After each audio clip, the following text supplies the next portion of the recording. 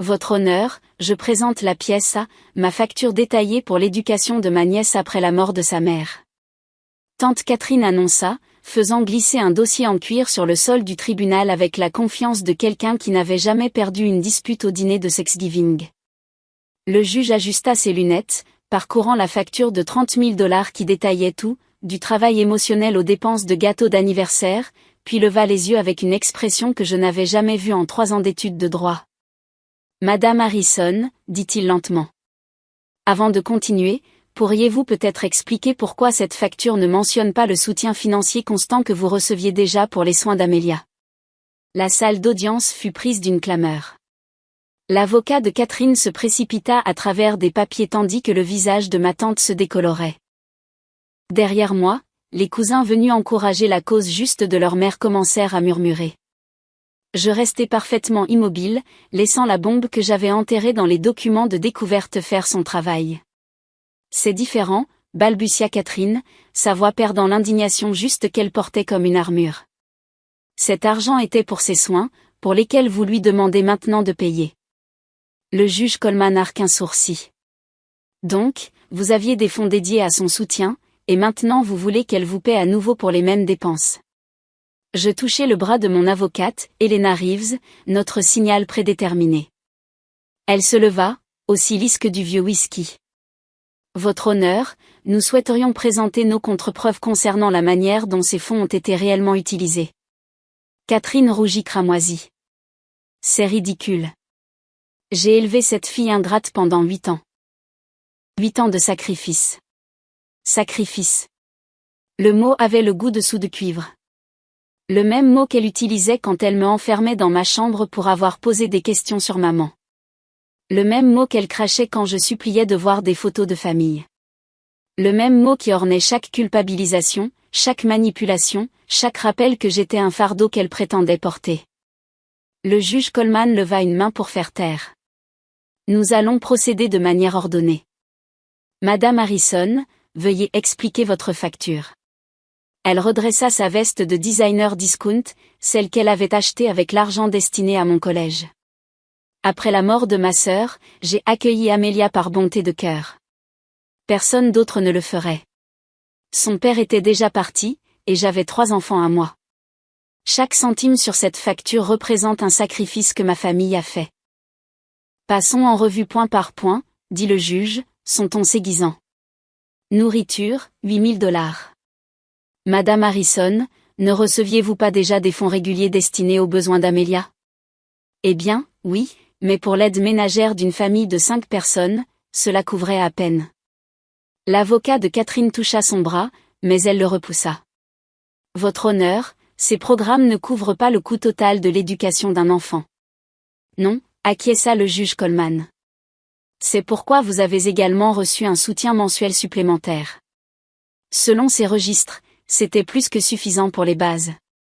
J'avais des dépenses, la voix de Catherine monta. Savez-vous combien coûtent les adolescents? Vêtements, fournitures scolaires, activités.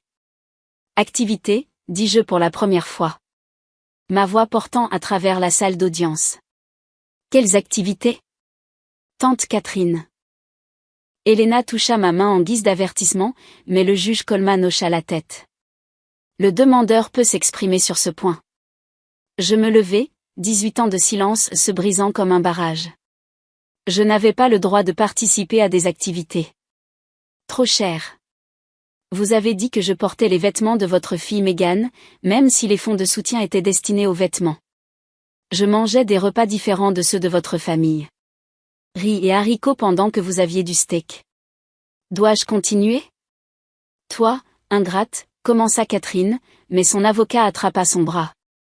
Mademoiselle Martinez, dit le juge, pas un Kindly. Avez-vous des preuves de ces allégations? Helena lui tendit un épais dossier. Des photos, votre honneur, des dossiers scolaires montrant qu'Amelia s'est vue refuser des sorties scolaires car les paiements n'ont jamais été effectués, des déclarations de témoins d'enseignants qui lui ont donné de l'argent pour le déjeuner, des notes médicales citant la malnutrition, et ceci, elle leva un petit journal en cuir. Le journal d'Amelia, de 10 à 15 ans, documentant où allait réellement son soutien. Je me souvenais de ce journal caché sous une lame de plancher lâche, écrit en code que Catherine n'avait jamais déchiffré. Chaque dollar qu'elle dépensait pour elle-même tout en me disant d'être reconnaissante pour des miettes. Chaque fois que Meghan recevait de nouvelles chaussures pendant que je marchais avec des trous dans les miennes. Chaque Noël où mon cadeau était d'être autorisée à m'asseoir à table. C'est de l'assassinat de caractère, hurla Catherine. Je lui ai donné un foyer. J'aurais pu la laisser aller en famille d'accueil. La famille d'accueil aurait peut-être été plus gentille, dis-je calmement. Au moins, il n'aurait pas volé mon avenir en appelant cela de la charité. Le juge Coleman lut plusieurs pages, son expression s'assombrissant à chacune. Madame Harrison, ses relevés bancaires montrent de gros retraits d'espèces coïncidant avec les dépôts de prestations. Pouvez-vous expliquer? Des dépenses ménagères à Las Vegas. Il leva un relevé de carte de crédit. Atlantic City. Ses frais de casino. La salle d'audience était devenue mortellement silencieuse derrière Catherine. Ses enfants, mes cousins, regardaient leur mère avec une horreur naissante. Meghan, qui s'était toujours demandé pourquoi elle avait tant de belles choses. James, qui avait demandé une fois pourquoi je ne mangeais pas avec eux. La petite Sarah, qui avait essayé de partager ses jouets jusqu'à ce que Catherine lui dise que je ne les méritais pas. Votre honneur, dit Helena, nous aimerions également présenter des preuves de fraude éducative. Objection. L'avocat de Catherine trouva enfin sa voix. Rejeté. Continuez. Alina tendit un autre dossier. Madame Harrison a déclaré dans plusieurs documents juridiques qu'elle épargnait pour l'éducation universitaire d'Amelia. Ses affidavits sous serment pour les programmes d'État, les demandes d'aide fédérale. Pourtant, quand Amelia a eu 18 ans, le fonds universitaire était vide. Les 50 000 $ qui auraient dû s'y trouver sur la base des prestations spécifiquement destinées à l'éducation avaient disparu. J'ai eu des dépenses imprévues, marmonna Catherine. Comme votre rénovation de salle de bain, demandai-je. Celle que vous avez postée partout sur Facebook ou la fête du 16e anniversaire de Meghan qui a coûté 15 000 $? Celle à laquelle je n'avais pas le droit d'assister parce que je n'aurais pas été à ma place avec ses amis. Mademoiselle Martinez, dit le juge Coleman doucement. Je comprends que ce soit émotionnel, mais... Je suis désolé, votre honneur. Je pris une profonde inspiration. Mais elle ne me demande pas seulement de l'argent. Elle me demande de payer pour ma propre négligence. De financer ma propre maltraitance, de la remercier d'avoir volé mon enfance et mon avenir. Le visage de Catherine était devenu violet. Maltraitance? Je ne t'ai jamais frappé. Non, j'ai convenu. Tu m'as juste dit tous les jours que j'avais tué ma mère en naissant, que mon père était parti parce que j'étais trop d'ennui. Que je devrais être reconnaissante que tu ne m'aies pas abandonnée à la caserne de pompiers. Tu m'as juste enfermée dans ma chambre quand tes amis venaient parce que j'étais une honte. Tu m'as juste fait manger dans la cuisine pendant que ta vraie famille mangeait dans la salle à manger. Tu as juste... Suffisamment. Catherine frappa sa main sur la table. Je veux mon argent. Je mérite une compensation pour avoir pris l'erreur de ma sœur. Le mot plana dans l'air comme un nœud coulant. Erreur.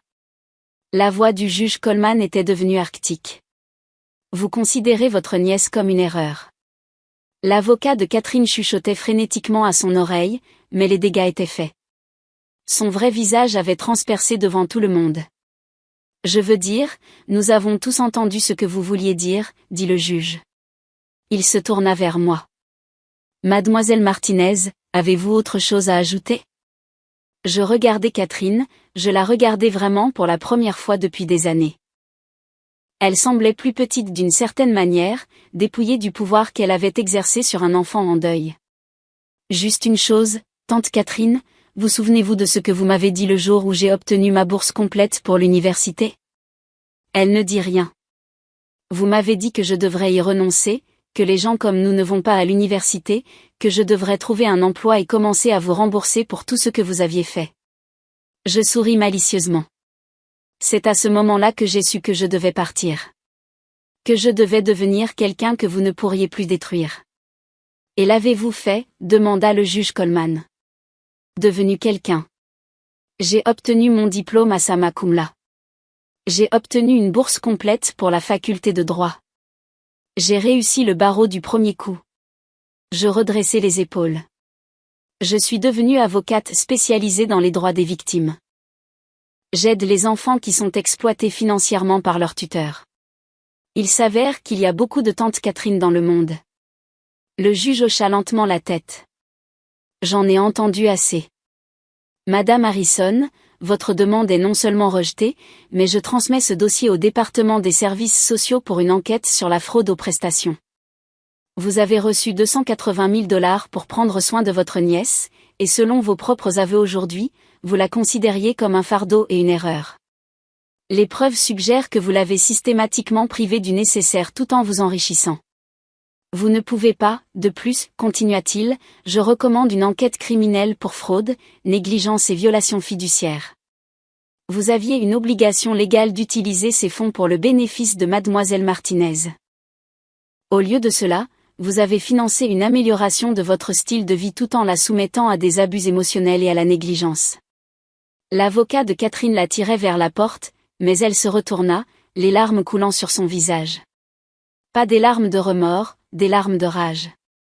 Vous avez détruit notre famille. Non, dis-je calmement. Vous avez fait cela quand vous avez choisi l'argent plutôt qu'un enfant qui avait besoin d'amour. La salle d'audience commença à se vider. Mes cousins passèrent. Meghan s'arrêta, ouvrant la bouche comme si elle voulait dire quelque chose, puis se hâta après sa mère. Seule Sarah traîna, maintenant âgée de 21 ans, et semblant perdue. Amelia, murmura-t-elle. Je ne savais pas pour l'argent, le traitement. J'étais si jeune, mais je me souviens de choses maintenant. Les différents dîners, la porte fermée. Je suis désolée. Tu étais aussi une enfant, dis-je doucement. Ce n'était pas de ta faute. Helena rassembla nos papiers pendant que je restais assise dans le silence soudain. Nous avions gagné, mais la victoire avait le goût de cendres et de vieilles photographies. Ça va, demanda Helena. Vous savez quelle est la partie ironique? Je ris, mais cela sonnait creux. Si elle m'avait juste aimé un peu, je lui aurais tout donné. Je gagne bien ma vie maintenant. Je l'aurais aidée, soutenue dans sa vieillesse. Tout ce qu'elle avait à faire, c'était d'être gentille. Certaines personnes ne voient pas au-delà de leur cupidité, dit Helena. Dehors, devant le palais de justice, Catherine criait à son avocat au sujet des appels, de l'injustice, des enfants ingrats qui ne comprennent pas le sacrifice. Mais j'avais fini d'écouter. J'avais passé 8 ans à être son public, à la regarder jouer le rôle de tante martyre pendant qu'elle me volait mon avenir de mes poches comme un voleur commun. Mon téléphone vibra. Un SMS d'un numéro inconnu. C'est Meghan. Pouvons-nous parler? Il y a des choses que tu devrais savoir sur où cet argent est allé. Des choses que maman ne sait pas. Nous savons. Je le montrai à Alina qui haussa un sourcil. Ça pourrait être intéressant ou douloureux, dis-je. La plupart des vérités sont les deux, répondit-elle. Ce soir-là, je rencontrai Meghan et James dans un café du centre-ville. Sarah était là aussi, jouant avec son téléphone. Ils ressemblaient à des enfants pris la main dans le sac en train de voler des biscuits, sauf que le pot qu'ils avaient pillé était plein de secrets. Nous avons trouvé des papiers, dit Meghan sans préambule. Après ton départ pour l'université, maman paniquait, quelque chose déchirait son placard. Nous avons trouvé des relevés bancaires, des dettes de jeu, des prêts qu'elle avait contractés en utilisant ton numéro de sécurité sociale. Usurpation d'identité, dis-je, hébété. Bien sûr, nous l'avons confrontée, ajouta James. Elle a dit que c'était pour la famille, que tu nous devais de toute façon, mais nous savions que ce n'était pas juste. Nous ne savions juste pas quoi faire. Vous étiez des enfants. Je répétais ce que j'avais dit à Sarah. Ce n'était pas votre responsabilité. Mais nous avons bénéficié, dit Sarah doucement. Ma scolarité, leur voiture, des vacances familiales auxquelles tu n'as jamais pu aller. Nous avons bénéficié de ta souffrance. Alors, quoi maintenant, demandai-je. Ils échangèrent des regards. Meghan sortit un chéquier. Nous ne pouvons pas te rendre ton enfance, mais nous pouvons commencer quelque part. Je ne veux pas de votre argent, dis-je. Il n'est pas à nous, dit James fermement. Il ne l'a jamais été. Nous avons parlé à un avocat après aujourd'hui. Nous témoignerons si l'affaire pénale avance, et nous nous assurerons que tu récupères ce qui a été volé. Ce ne sera pas tout, mais... Pourquoi? Interrompis-je. Pourquoi? Aide-moi maintenant. Sarah tendit la main par-dessus la table et prit la mienne. Parce que tu es notre cousine. Parce que ce qu'elle a fait était mal. Parce que la famille ne devrait pas être conditionnée par les soldes bancaires. Et Megan ajouta doucement, parce que nous nous souvenons de la petite fille qui nous partageait son unique cadeau de Noël, même si nous en avions des douzaines. Tu mérites mieux que ce que notre mère t'a donné. Peut-être qu'il est trop tard pour être la famille dont tu avais besoin alors, mais il n'est pas trop tard pour être des êtres humains décents maintenant. Je pleurais alors, pour la première fois depuis que Catherine m'avait accueillie. Je pleurais devant mes cousins. Pas des larmes de douleur ou de rage, mais quelque chose de plus pur, quelque chose qui avait le goût de la possibilité. L'affaire pénale prendrait des mois. L'enquête serait approfondie. Catherine ferait probablement face à une peine de prison pour fraude aux prestations et usurpation d'identité. Mais assise dans ce café avec 3 personnes qui avaient choisi la vérité plutôt que les mensonges confortables, je ressentis quelque chose que je n'avais pas expérimenté depuis 18 ans. La famille, pas celle qui exige des factures pour l'amour, mais celle qui se présente quand la vérité devient laide. Celle qui choisit la justice plutôt que le sang. Celle qui dit que nous avions tort et le pense vraiment. Catherine avait présenté sa facture, 30 000 $ pour une enfance négligée déguisée en charité. Le juge avait répondu avec sa propre facture, 280 000 $ volés, plus intérêts, plus un casier judiciaire, plus la perte du respect de ses enfants. Mais le véritable coup était écrit dans le journal d'une enfant de 10 ans, dans les sorties scolaires manquées, dans les dîners mangés seuls, dans un fonds universitaire qui s'était évaporé comme la rosée du matin. On ne peut pas mettre un prix sur une enfance. Mais Catherine avait essayé et apprenait maintenant ce qui arrive lorsque la facture arrive. Alors que nous quittions le café, Sarah me lia le bras. Alors, cousine, parle-nous de ce travail de défense des victimes que tu fais. Comment pouvons-nous aider? Et pour la première fois de ma vie, ce mot, cousine, ne sonnait pas comme un rappel de ce que je n'étais pas. Il sonnait comme une promesse de ce que nous pourrions devenir.